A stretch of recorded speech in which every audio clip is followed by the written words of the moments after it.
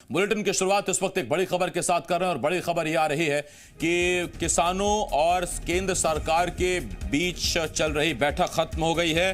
बैठक बेनतीजा रही है और अब 3 दिसंबर को एक बार फिर किसान संगठनों के नेता केंद्रीय मंत्रियों से मुलाकात करेंगे। तो ये बड़ी खबर इस वक्त हम आपको बता रहे हैं। आपको बता दें कि आज करीब 3:30 बजे के आसपास 32 किसान संगठनों के नेताओं ने विज्ञान भवन में केंद्र सरकार की तरफ से केंद्रीय मंत्रियों से मुलाकात की थी और केंद्रीय मंत्रियों में नरेंद्र सिंह तोमर, पीयूष गोयल शामिल थे। इसके अलावा कृषि विभाग के अधिकारी भी मौजूद थे और किसानों ने सीधी अपनी मांग रखी है। अब से कुछ देर पहले शिव कुमार कक्का ने जो मीडिया से बात की है, किसान नेता शिव कुमार कक्का ने कहा है कि हमने बताया कि आपके जो अध्यादेश हैं ये किसानों के लिए डेथ वारंट है, आप इन्हें वापस लीजिए। इस पर सरकार ने उनकी बात सुनी लेकिन इस पर कोई जवाब नहीं दिया गया। 3 दिसंबर को अब केंद्र सरकार ने पॉइंटर्स के साथ यानी कि बिंदुओं के साथ आने को कहा है और किसान नेताओं को यह कहा है कि आप जो तीनों कृषि कानून हैं उन पर हर कानून में आपको क्या आपत्ति है उसको लिख कर लाइए, बिंदु लिख कर लाइए, उस पर फिर बातचीत होगी। तो सुनिए जरा इस बैठक में क्या हुआ। भारत सरकार ने तीसरे दौर की वार्ता आज संपन्न की। वार्ता काफ़ी ठीक रही और एक दूसरे के प्रति काफ़ी समझ बनी है और हम सब लोगों ने यह तय किया है कि अब परसों वार्ता का चौथा चरण शुरू होगा और परसों तक ये लोग भी इशू अपने लेकर आएंगे और उन पर बिंदुवार फिर चर्चा की जाएगी। क्या किसी तरह की कमेटी के सुझाव आप लोगों ने दिया, किसानों ने माना, इस पर तय हो गया? नहीं, सामान्य तौर पर हम सब लोग चाहते थे कि एक छोटा ग्रुप बने, लेकिन सभी यूनियंस का कहना यह था कि सब लोग एक साथ मिलकर बात करेंगे, तो सरकार को सबसे मिलकर बात करने में भी कोई आपत्ति नहीं। क्या लगता है कि सरकार ये प्रदर्शन को समाप्त करा लेगी, किसानों को खुश कर लेगी? स्वाभाविक रूप से हम तो किसान भाइयों को आग्रह करते ही हैं कि वो आंदोलन स्थगित करें और वार्ता के लिए आएं, लेकिन ये फैसला करना किसान यूनियन पर और किसानों पर निर्भर है। पहले तो मैं आपका नाम बताऊंगा, मेरा नाम झंडा सिंह है। भारतीय किसान यूनियन एकता ग्राह का मैं सूबे का सीनियर मित प्रधान हाँ। 2-3 घंटे बात चली है। सरकार इसे गल से रही है कि छोटी कमेटी बनाओ, अब चर्चा करते रहेंगे, आंदोलन वापस लो। ये गल रद्द हुई है कि अंदोलन लगातार जारी रहूगा। असं आपकी जथेबंदी की तरफों कहना चाहते हैं कि सरकार ने की देना है कि यह चर्चा कर करके लंबा समा करके जो लोग फंसे बैठे हैं, दिल्ली के लोगों को कितनी समस्या भी खड़ी है, किन्ने लोग फंसे खड़े हैं इस घरों में, उन्होंने होर तकलीफ देनी है। यदि कोई परवाह नहीं सरकार जिनी मर्जी तकलीफ हो, चर्चा करते रहना है, मसला नहीं हल करना, ये सरकार की नीयत है। अंदरबाजी कोई नहीं हो रहे, सारे आ रहे हैं। अगली मुक्त की ये बात सरकार ने कहा कि आप जारी रख। तो दोनों पक्ष सुनवाई हमने आपको केंद्रीय कृषि मंत्री कह रहे हैं चर्चा सार्थक रही है, बातचीत हुई है, दोनों में समझ बढ़ी है दोनों पक्षों में और 3 दिसंबर को एक बार फिर किसान नेताओं को बुलाया गया। तो किसान नेताओं का कहना है कि सरकार कह रही है पैनल छोटा करिए, यानी कि कमेटी छोटी करिए और इस पर उन्होंने साफ कर दिया कि जब तक मांगे नहीं मानी जाती हैं तब तक किसान आंदोलन जारी रहेगा। आगे बढ़ते हैं, मध्य प्रदेश की खबरों का रुख करते हैं। बीजेपी विधायक प्रद्युम्न सिंह लोधी ने इस किसान आंदोलन को लेकर बड़ा बयान दिया है। प्रद्युम्न सिंह लोधी ने कहा कि जिस प्रदेश के किसान आंदोलन कर रहे हैं उसकी सरकार ने कानून को लागू तक नहीं किया, यह सब उस प्रदेश के राजनीतिक दलों का आंदोलन है। प्रद्युम्न सिंह लोधी ने कहा कि प्रदर्शन स्थल पर किसान कम है, राजनीतिक दलों के नेता ज्यादा हैं, इसके बावजूद सरकार हर मुद्दे पर बातचीत करने को तैयार है। ये राजनीतिक मसला है और ये चाहेंगे तो पटल पर बैठकर हल भी हो सकता है। किसान कम, वहाँ राजनीतिक लोग ज़्यादा हैं। आप सभी ने देखा होगा, आजकल केजरीवाल भी वहाँ थे, तो तमाम सब लोग वहाँ जा रहे हैं। जहाँ भी भीड़ होती है तो राजनीतिक लोग इकट्ठा होने लगते, वही प्रक्रिया चल रही है। बीजेपी प्रदेश अध्यक्ष वीडी शर्मा अपने संसदीय क्षेत्र खजुराहो के दौरे पर पहुंचे, जहां मीडिया से बात करते हुए उन्होंने किसान आंदोलन को लेकर कहा कि कुछ राजनीतिक दल केंद्र सरकार को अस्थिर करना चाहते हैं। वहीं मंत्रिमंडल विस्तार को लेकर कहा कि जल्द ही मंत्रिमंडल विस्तार होगा। ये जो नीति बनी है और सरकार ने जो निर्णय लिया है वो देश के किसानों के हित में है। किसानों की आय दोगुनी से लेकर हर किसान के लिए जो एमएसपी की बात जो लोग कर रहे हैं बहुत क्लियर साफ कहा है कि एमएसपी रहेगी रहेगी रहेगी और किसानों को हर प्रकार की सुविधाएं और मिलेंगी इससे। ये तथाकथित राजनीतिक लोग हैं जो सरकार को जिस प्रकार से अस्थिरता लाने का जो प्रयास कर रहे हैं दुर्भाग्यजनक है और किसान भी सर मध्य प्रदेश के मंत्रिमंडल का विस्तार कब तक जल्दी होगा, जहां आवश्यक है वहां होगा। सीएम शिवराज सिंह ने आज दिल्ली में पीएम मोदी से मुलाकात की। पीएम आवास पर हुई ये मुलाकात करीब 1 घंटे तक चली। खबर के मुताबिक बैठक में मंत्रिमंडल के संभावित विस्तार और संगठन में नियुक्तियों के साथ ही प्रदेश के विकास से जुड़े मुद्दों पर भी चर्चा हुई। सीएम शिवराज सिंह के मुताबिक बैठक में प्रदेश की अर्थव्यवस्था को मजबूत करने और विकास पर चर्चा हुई। साथ ही कोरोना के टीकाकरण को लेकर भी बात की गई। मुख्यमंत्री ने बताया कि उन्होंने पीएम मोदी से बारिश से हुए नुकसान पर चर्चा की और केंद्र से किसानों के लिए मदद मांगी। उन्होंने पीएम मोदी को प्रदेश में लागू की जा रही केंद्रीय योजनाओं की स्थिति की जानकारी दी। सीएम शिवराज सिंह ने कहा कि केंद्र से मिलने वाले पैसे में कमी आई है, लिहाजा उन्होंने पीएम मोदी से जीडीपी का 1% कर्ज दिलाने की मांग की है।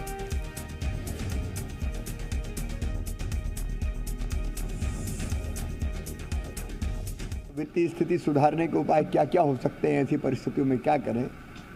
मैंने आग्रह किया कि कम से कम 1% और जीडीपी का, टोटल जीडीपी का, उस पर भी चर्चा हुई। मैंने आग्रह किया मध्य प्रदेश में जो अतिवृष्टि और कीट व्याधि के कारण फसलों को नुकसान हुआ, उस पर भी चर्चा करके मैंने मध्य प्रदेश को और सहायता दी जाए, इसका आग्रह किया। आत्मनिर्भर मध्य प्रदेश का पूरा पुस्तिका मैंने उनको सौंपी है और टाइमलाइन हम तय करके आत्मनिर्भर मध्य प्रदेश, आत्मनिर्भर भारत के लिए बनाने के लिए काम कर रहे हैं। चाहे शिक्षा और स्वास्थ्य का सवाल हो, सुशासन का सवाल हो, गुड गवर्नेंस, या अर्थव्यवस्था और रोजगार का मुद्दा हो, हर एक पे विस्तार से चर्चा हो। सीएम शिवराज सिंह चौहान ने पीएम मोदी से मिलकर कर्ज की मांग की, जिस पर कांग्रेस ने शिवराज सरकार पर हमला बोला है।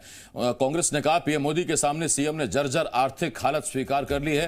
कांग्रेस ने सरकार से आर्थिक हालत पर श्वेत पत्र जारी करने की मांग की है। साथ ही कहा कि कर्ज चुकाने के लिए सरकार एमपी के लोगों से ही वसूली करेगी। वहीं बीजेपी ने कहा पूरे देश में राजस्व आमदनी कमजोर हुई है, शिवराज सरकार जनहितैषी योजनाओं का फायदा देने में कोई कसर नहीं छोड़ रही। बीजेपी ने कहा प्रदेश के विकास और जनहितैषी योजनाओं के बजट में कोई कटौती नहीं की जा रही है।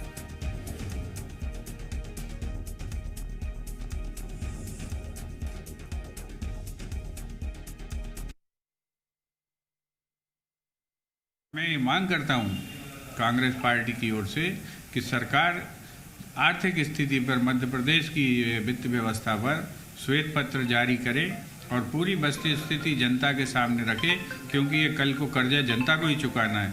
इसको चुकाने कोई व्यक्ति नहीं आएगा, पूरे प्रदेश के ऊपर ये कर्जा भारी पड़ने वाला है। इसलिए इस पर एक श्वेत पत्र जारी करें और उस श्वेत पत्र के आधार पर जनता को पता लगे कि मध्य प्रदेश की वास्तविक स्थिति क्या है और जो जुमलेबाजी कितनी हो रही है। कोरोना महामारी के समय कुछ दिक्कतें आती है, तो कहीं ना कहीं जब हम मांगने जाते हैं तो स्वाभाविक है उन परिस्थितियों को सामने रखते ही है और उन परिस्थितियों से समझौता भी नहीं किया जा सकता, लेकिन बेहतर कैसे हो इसके लिए कहीं ना कहीं प्रयास होते। माननीय मुख्यमंत्री जी केंद्र से मुझे लगता है मध्य प्रदेश की जनता के और विकास के हित में ही कुछ ना कुछ मांगने गए। एमपी में पेट्रोल डीजल के बढ़ते दामों पर भी शिवराज सरकार कांग्रेस के निशाने पर है। पूर्व सीएम कमलनाथ ने ट्वीट कर कहा कि कोरोना संक्रमण के चलते जनता पहले ही परेशान है, ऐसे में एमपी सरकार को पेट्रोल डीजल पर लगे टैक्स में कमी कर जनता को राहत देनी चाहिए। कांग्रेस का आरोप है कि सरकार को आम आदमी की चिंता नहीं है। वहीं बीजेपी ने इस पर पलटवार करते हुए सवाल पूछा कि क्या कमलनाथ ने सीएम रहते हुए पेट्रोल डीजल की कीमतें कम करने की कोशिश की थी।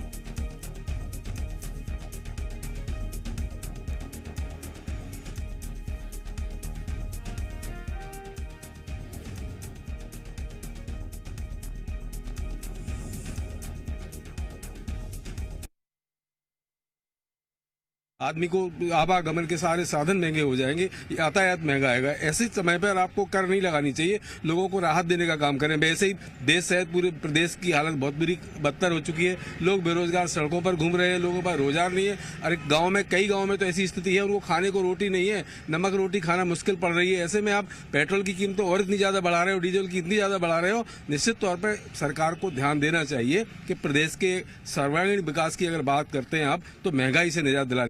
चूंकि पूरे देश पर ये लागू होता है, इसलिए उस पर कुछ कहना हर सरकार के समय की स्थितियां रही हैं। अब चूंकि पूरा अंतर्राष्ट्रीय स्तर पर ही इसका मूल्य का निर्धारण होता है, कच्चे तेल के ऊपर ही इस पर डिपेंड करता है, इसलिए अब कमलनाथ जी कुछ भी कहें, लेकिन अब जनता बहुत भलीभांति इससे परिचित है कि यह किसी एक राज्य सरकार के हाथ में नहीं है। अंतर्राष्ट्रीय स्तर पर मूल्य तय होते हैं और उसके हिसाब पे ही इसका मूल्यों का निर्धारण होता है। सीएम शिवराज सिंह ने दिल्ली में बीजेपी के राष्ट्रीय अध्यक्ष जेपी नड्डा से भी मुलाकात की। जेपी नड्डा के साथ सीएम ने आत्मनिर्भर मध्य प्रदेश के रोड मैप पर चर्चा की। इससे पहले सीएम ने केंद्रीय कृषि मंत्री नरेंद्र सिंह तोमर से भी मुलाकात की। इस मुलाकात में दोनों नेताओं के बीच किसानों के लिए चलाई जा रही योजनाओं को लेकर विस्तार से बातचीत हुई है।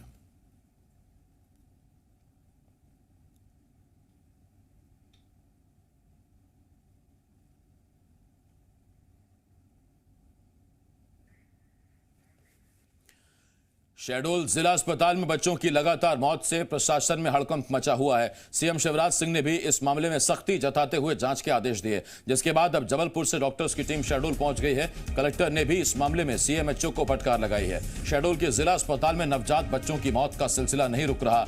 कुशाभाऊ ठाकरे जिला अस्पताल में देर रात 2 और बच्चों ने दम तोड़ दिया। इन 2 मौतों के साथ पिछले 2 दिनों में मरने वाले बच्चों की संख्या बढ़कर 8 हो गई है। बताया जा रहा है कि सभी बच्चों की मौत निमोनिया से हुई है।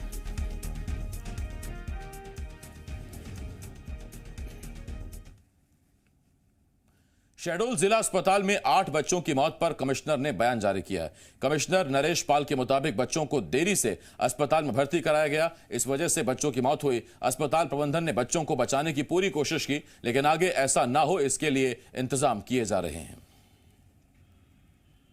कलेक्टर शहडोल द्वारा भी निरीक्षण किया गया, 1.5-2 घंटे तक वहाँ उपस्थित रहे। उन्होंने बारीकियों से सारे इंतजाम को देखा, उसमें कोई कमी नहीं पाई गई है। यद्यपि हमारे पास 4 वेंटिलेटर हैं बच्चों के इस समय, उसमें 2 वेंटिलेटर और हमको भोपाल से प्राप्त होने वाले हैं। संभाग के सभी जो फील्ड कार्यकर्ता हैं, महिला बाल विकास और स्वास्थ्य के, उनको निर्देश दिए गए हैं कि वे बच्चों की स्थिति के ऊपर निगाह रखें और कोई भी बच्चा यदि बीमार होता है तो उनके पेरेंट्स को प्रेरित करें कि उसको तत्काल अस्पताल या स्वास्थ्य केंद्र में भर्ती किया जाए, ताकि उसको समय पर इलाज दिया जा सके। शहडोल जिला अस्पताल में लगातार हो रही बच्चों की मौत पर कांग्रेस ने सरकार पर हमला बोला है। कहा सरकार की आपात बैठक बुलाने के बाद भी मौत होना शर्मनाक है। कहा सरकार के हाथ से हालात फिसल चुके हैं। कांग्रेस ने जिम्मेदार अधिकारियों पर कार्रवाई कर तुरंत मेडिकल सुविधाएं उपलब्ध कराने की मांग की है। वहीं बीजेपी ने कहा बच्चों की मौत की घटना दुखद है, सरकार उचित कार्रवाई कर रही है।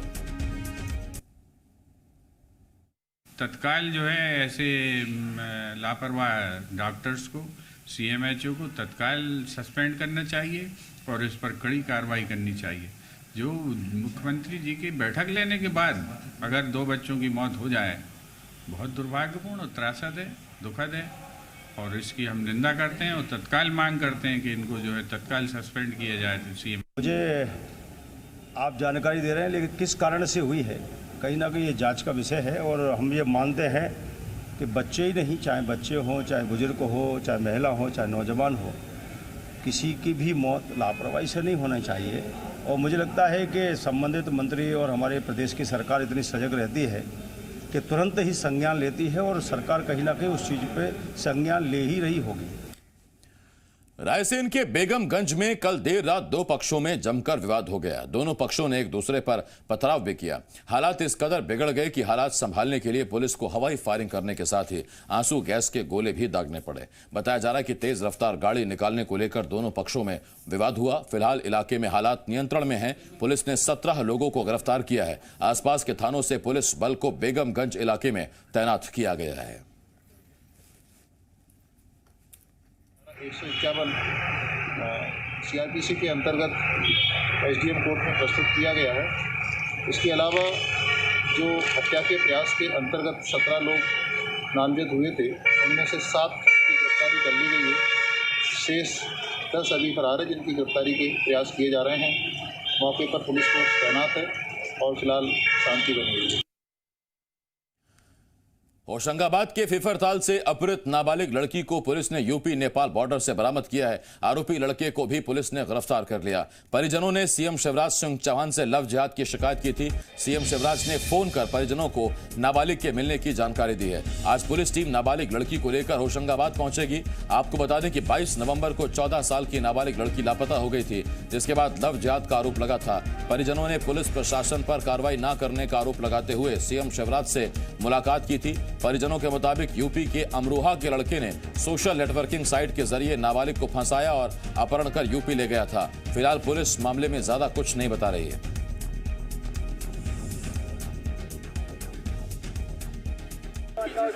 कल भी हम 200-300 लोग कलेक्टर और एसपी साहब से मिले, लेकिन अभी तक कोई कार्रवाई बराबर नहीं हो रही है। वो संगवाद का है सर, 12 वर्ष की नाबालिग बच्ची को एक मुसलमान के लड़के ने पहला फुसला के ले गए। 8 नंबर लिखो, मैं बात करता हूँ। उनकी माँ की हालत तो देखो तुम, कैसे शिवराज मामा की आज 12 साल की बड़ी का कुछ पता नहीं है। 8 दिन हो गया, कलेक्टर के पास गए, कलेक्टर 2 घंटे तक बैठी हो रही है। 8 रोज हो गए।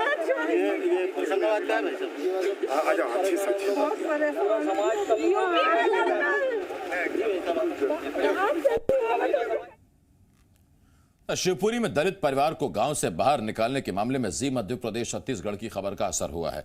खबर दिखाए जाने के बाद अजाक थाने में 3 आरोपियों के खिलाफ मामला दर्ज हुआ है। मामला झलवासा गांव का है। पीड़ित परिवार का आरोप है कि बीजेपी को वोट न देने पर दबंग रामकिशन धाकड़ और उसके साथी उसे परेशान कर रहे हैं। आरोप लगाया कि झूठा मुकदमा भी दर्ज करा दिया गया और पुलिस भी परेशान कर रही है। पीड़ित परिवार के मुताबिक जब तक इंसाफ नहीं मिलेगा तब तक एसपी ऑफिस के सामने ही डेरा जमाए रखेंगे।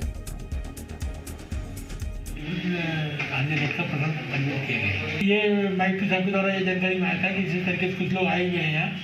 तो कल छुट्टी भी थी, गुरु नानक जयंती का छुट्टी थी, इस कारण से तत्काल उनको प्रेस जी के थाना भेजा गया था, जहाँ पर उनकी की तरफ से कार्रवाई की गई।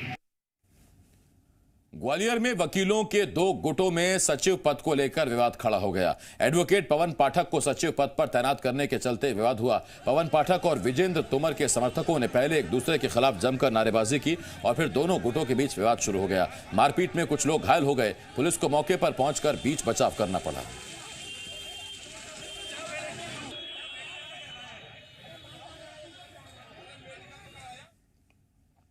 बड़वानी के कुक्षी इलाके में एक मैरिज गार्डन में एक युवक 2 मंजिला इमारत से नीचे गिर गया। हादसा सुबह उस वक्त हुआ जब युवक बाथरूम जाने के लिए उठा, लेकिन बाथरूम जाने की जगह युवक लिफ्ट का गेट खोलकर उसमें घुसा और वहां से 2 मंजिल नीचे गिर गया। हादसा सीसीटीवी में कैद हुआ है। घायल हालत में युवक को अस्पताल में भर्ती कराया गया है, जहां उसका इलाज जारी है।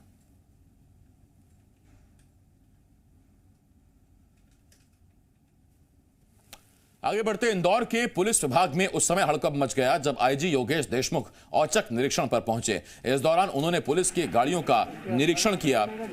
बाइक से लेकर वज्र वाहन को चलवाकर देखा। उन्होंने सभी गाड़ियों के माइलेज से लेकर सालाना खर्च का ब्यौरा भी लिया। साथ ही गाड़ियों के अंदर की कंडीशन भी देखी। और तो और आईजी ने वीआईपी ड्यूटी में लगने वाली गाड़ियों की बॉडी तक को ठोक ठोक कर देखा।